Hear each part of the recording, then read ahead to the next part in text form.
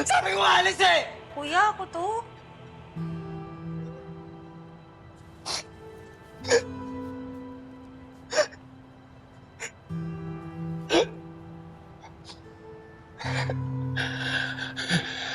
Kuya, salamat ha.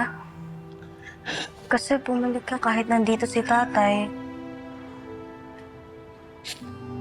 Wala naman choice eh. Alam mo kasi ako yung mapupuntaan eh. Kasi pag mag-isa ako dun sa apartment, baka mabaliw lang ako eh. Titiisin ko na lang. Alis naman na yung tatay mo eh.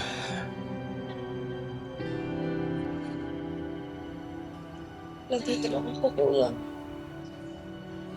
Pwede mo akong hinahan ng galit mo,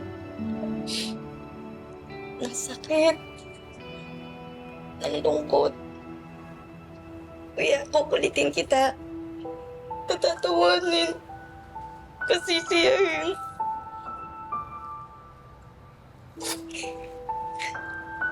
Alam mo na eh, pag kompetensya ka na kaya sa akin eh. Ako yung umiyak eh. Kaya dito. Napakain. Mm. Mm.